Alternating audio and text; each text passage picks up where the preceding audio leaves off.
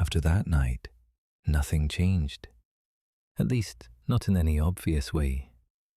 He still woke up the same, still moved through the day the way he always had, still answered questions the same way.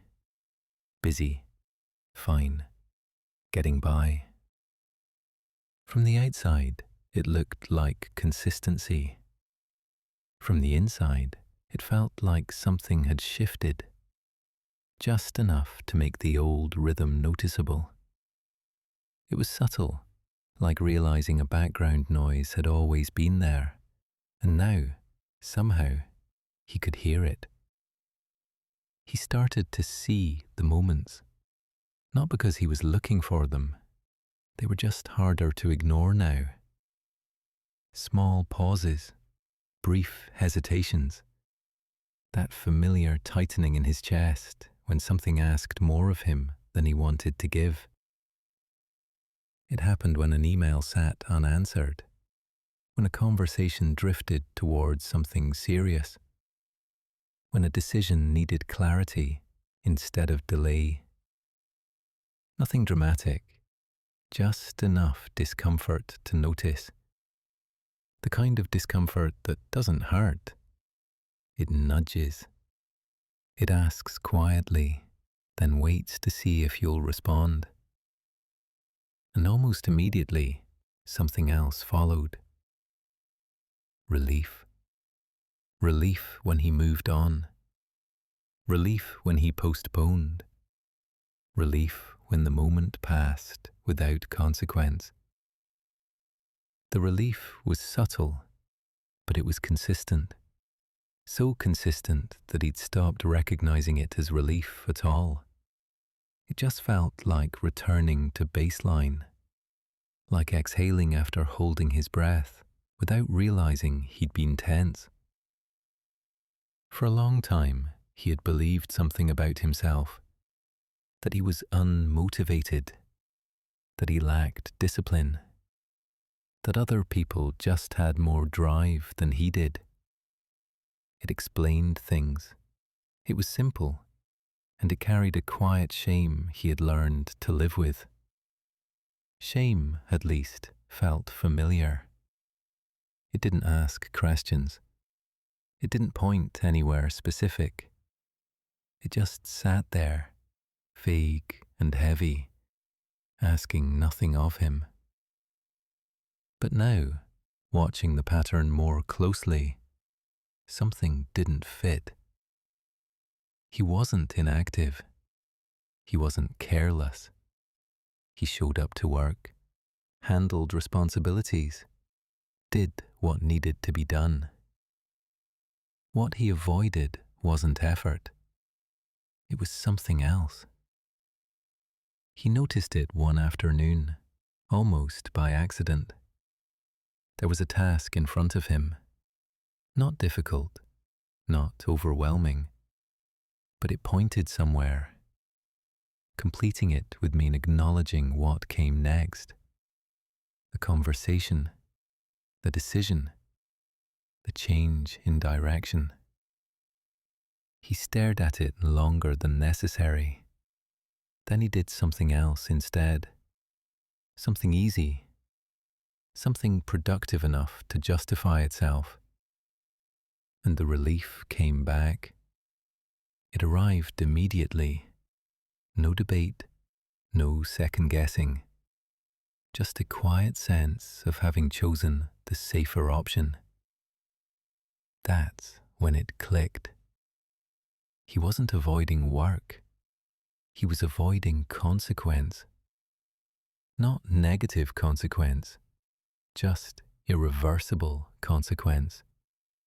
The kind that closes one door when another opens. The idea lingered. He began testing it quietly. When he felt resistance, he asked himself a different question. Not, why am I so lazy?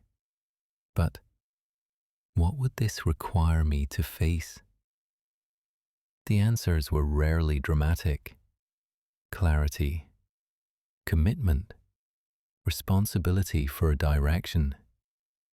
things that couldn't be undone once chosen. Avoidance didn't feel like fear. Fear was loud. This was quieter. This was the instinct to keep options open, to delay definition, to stay flexible. Flexibility had always sounded like a strength, but now he could see how often it was just indecision dressed up as wisdom. He realized something else too. Avoidance didn't feel bad in the moment. It felt good. It felt like relief, like choosing peace, like sparing himself unnecessary stress. And because it felt good, his mind kept returning to it. Over time, the pattern had trained him, not through punishment, through reward. Every time he turned away, discomfort dropped, and the brain remembered that. The lesson was simple and effective. Clarity equals tension. Postponement equals calm. He started to notice how often he told himself the same stories. I'll get to it later. I just need more time. This isn't the right moment. Those stories weren't lies. They were deferrals. And deferral had become a habit so practiced that it felt automatic, effortless, almost invisible. The strange thing was how invisible it all felt. There was no alarm, no signal that something was wrong, just a gradual sense that his life wasn't moving forward. It was circling.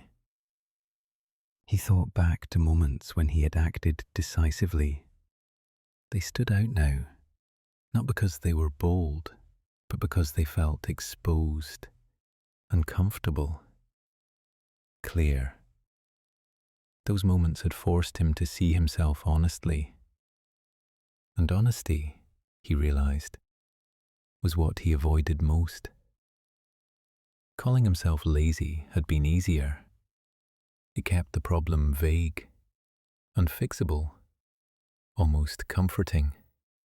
Because if laziness was the issue, there was nothing specific to confront. But avoidance was different. Avoidance pointed to something precise, something waiting, something patient. He noticed how often his days filled themselves, not accidentally, intentionally. Busyness wasn't a flaw, it was a shield.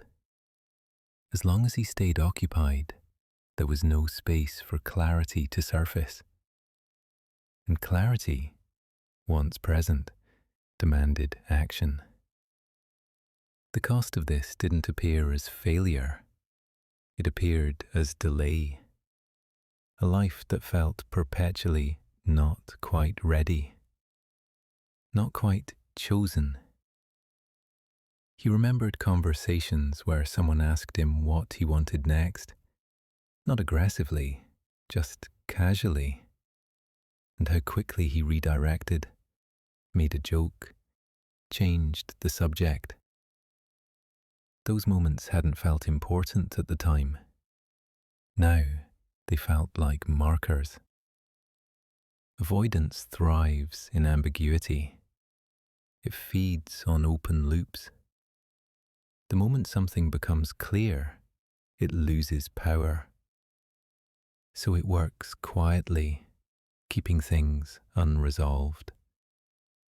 He began to understand why calling himself lazy had felt wrong. Laziness implies a lack of energy, but avoidance can be incredibly active. It takes effort to stay distracted, to keep moving without committing, to maintain a life that never quite demands a choice. The realization didn't bring guilt. It brought something closer to compassion. He could see why his mind had learned this, why it preferred relief over clarity, why it treated uncertainty as something to minimize. Avoidance wasn't a failure. It was a coping strategy. The problem wasn't that it existed.